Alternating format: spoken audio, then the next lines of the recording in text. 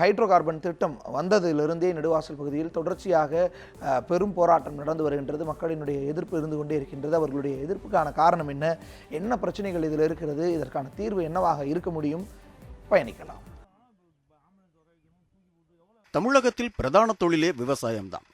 காலம் காலமாக தங்களின் நிலங்களை உழுது பயிரிட்டு அறுவடை செய்து தன் குடும்பத்திற்கு போக மீதமுள்ளதை விற்று வாழ்க்கையை நடத்தி வந்தான் விவசாயி. ஒரு காலத்தில் பருவமழையும் பொய்த்தது. காவேரியில் கர்நாடகத்திடம் கிடைக்க வேண்டிய தண்ணீரும் கிடைக்காமல் போராடி போராடி விவசாயி வாழ்க்கையை போராட்ட களத்திலே கழித்துக் கொண்டுள்ள நிலையில் புதிதாக விவசாயிகளுக்கு எதிரான திட்டங்களுக்கு மத்திய அரசு அனுமதி கொடுத்து விவசாயிகளை நிலங்களில் இறங்க விடாமல் போராட்ட களங்களிலேயே கடந்த சில ஆண்டுகளாக தள்ளி வருகின்றது.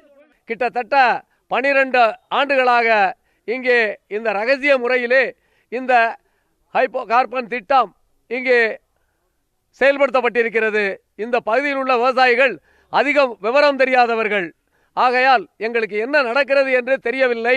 இங்கே வந்து அது சம்பந்தப்பட்ட ONGC நிறுவனங்கள் நாங்கள் மண்ணெண்ணெய் எடுப்பதற்காக தான் முயற்சி பண்ணுகிறோம், வேற எந்த தொந்தரவும் உங்களுக்கு கொடுக்க மாட்டோம் என்று சொல்லி இங்கே ஏமாற்றிவிட்டு இந்த நிலையை உருவாக்கி இருக்கின்றார்கள். டெல்டா மாவட்டங்களான தஞ்சை, திருவாரூர் உள்ளிட்ட பகுதிகளில் மீத்தேன் என்ற திட்டத்திற்கு அன்று மத்தியில் காங்கிரஸ் அரசு அனுமதி வழங்கியது. பல கட்ட போராட்டங்களுக்கு பிறகு இந்த திட்டம் தடை செய்யப்பட்டது. அதே திட்டத்தை மாற்றுப் பெயருடன் தற்போது புதுக்கோட்டை மாவட்டத்தில் கால்தடம் பதிக்க முயற்சிக்கின்றனர் என குற்றம் சாட்டுகின்றனர் இப்பகுதி விவசாயிகள்.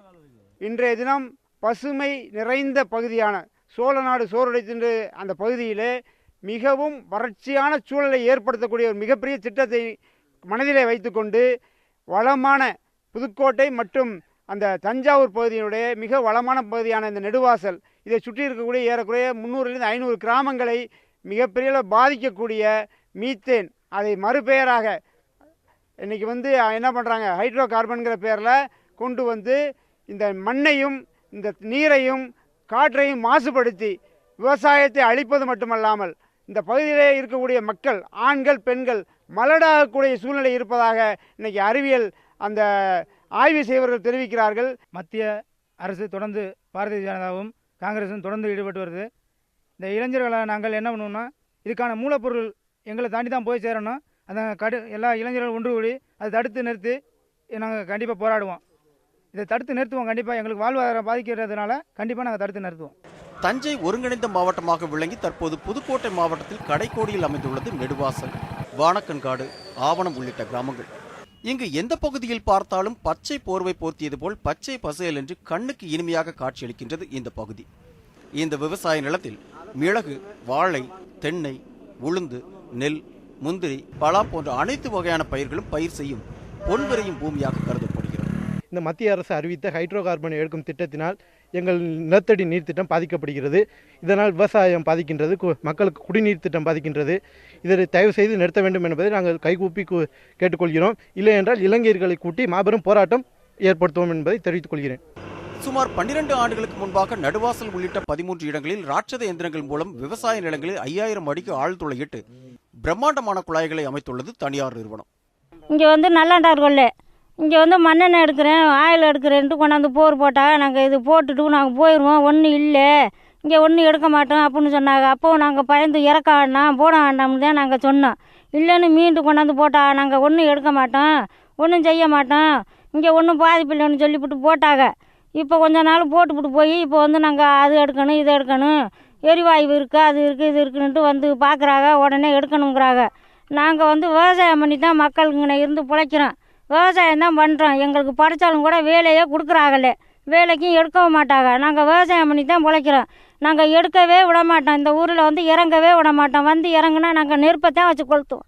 அன்றைய சூழ்நிலையில் விவரம் தெரியாமல் நிலங்களில் ஆய்வு செய்ய அனுமதித்து விட்டோம் என்கின்றனர் இந்த பகுதியில் உள்ள அப்பாவி விவசாயிகள். 10-15 வருஷத்துக்கு முன்னாடி ONGCன்னு சொல்லிட்டு வந்து இதை போட்டிருக்காங்க. இப்போ போட வரும்பொழுது எங்களுக்கு வந்து இதனுடைய லாபம் விளைவுகள் எங்களுக்கு தெரியாது. சாதாரணமான சூழ்நிலையில் வந்து இது போடுறாங்க அப்படின்னு சொல்லிட்டு நாங்கள் எல்லாருமே வந்து எங்களுக்கு போட வந்து தெரியாது, போட்டாங்க. இப்போ தான் வந்து இதனுடைய விளைவு வந்து எங்களுக்கு இப்போ தான் தெரிய வந்திருக்கு. ஆமாம், அதனால் வந்து இது வந்து இந்த வாயு இது வந்து எடுத்தாங்கனாக்கா விவசாயத்தை வந்து முற்றிலும் பாதிக்கும். விவசாயினுடைய வாழ்வாதாரமே சுத்தம் அழிஞ்சு போகும். அதாவது தமிழ்நாடு வந்து ஏற்கனவே தண்ணீர் வறட்சியில் பாதிக்கப்பட்டிருக்கு. மீண்டும் வந்து இந்த ஒரு வாயு இதை வந்து எடுத்தாங்கனாக்கா மிகவும் மோசமான நிலையில் வந்து நாங்கள்லாம் தள்ளப்படுவோம். இந்த இடத்துல வந்து இந்த மீத்தேன் வாயு இதை எடுத்தால் எங்களுக்கு பின் விளைவுகள் ஏற்படும். எங்கள் குடிக்க தண்ணி இருக்காது, மக்கள்லாம் கிளப்பிட்டோன்னு பயமாக இருக்கா.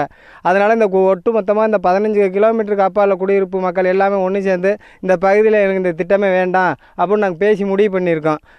ஆனால் சமீபத்தில் நெடுவாசலில் ஹைட்ரோ கார்பன் எடுக்க கையகப்படுத்தப்பட்ட நிலங்களை ஆய்வு செய்ய வந்த வருவாய்த்துறை அதிகாரிகளை தடுத்து கிராம மக்கள் போராட்டத்தில் ஈடுபட்டனர்.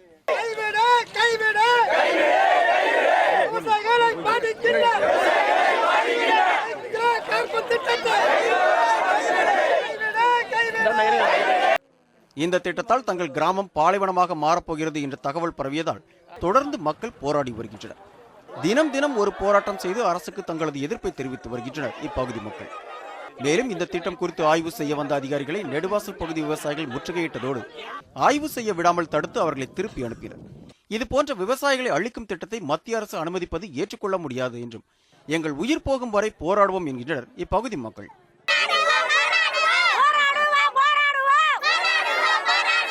இப்போ மத்திய கவர்மெண்ட் மோடி அறிவிச்சிருக்காரு, எங்கள் ஊரில் வந்து ஹைட்ரோ கார்பன் ஒரு கேஸ் எடுக்கிறதுக்கு அறிவிச்சிருக்காரு. இது வந்து மீத்தேனோட மறுபெயர் தான். அதெல்லாம் மீத்தேனோ இதெல்லாம் ஒரே குடும்பம் தான். இப்போ இது எடுத்தாங்கன்னா இது என்ன ஆகுனாக்க எங்களுடைய வாழ்வாதாரம் சுத்தமாக பாதிக்கும். நாங்கள் என்னென்னா எங்களுடைய பூர்வீகம் ஃபுல்லாக வந்து விவசாயம் தான். எங்கள் ஊரில் வந்து எல்லாமே கரும்பு, வாழை, தென்னை எல்லாம் வச்சுருக்கோம். ஸோ இது மாதிரி இப்போ மீத்தேன் எடுத்தாக்க எங்களுடைய வாழ்வாதாரம் சுத்தமாக பாதிக்கும். எங்கள் ஏரியாவில் கிட்டத்தட்ட ஒரு 500 கிராமம் வந்து பாலைவனமாக போயிடும். தண்ணியோட இதெல்லாம் மாறிடும், எங்களுக்கு தண்ணியெல்லாம் கிடைக்காது. ஸோ இது என்னென்னு பார்த்தீங்கன்னா, இதனால் வந்து மத்திய கவர்மெண்ட் வந்து தனியார் துறைக்கு எல்லாத்தையும் தரவாக்குது.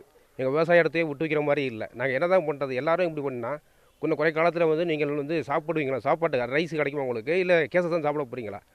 இந்த திட்டம் மட்டும் செயல்படுத்தப்பட்டு விட்டால் விவசாயிகள் இறப்பதை தவிர வேறு வழி இல்லை என்றும், எனவே மத்திய அரசு இதற்கு தடை விதிக்க வேண்டும் என்றும் கோரிக்கை வைத்துள்ளனர் இப்பகுதி மக்கள்.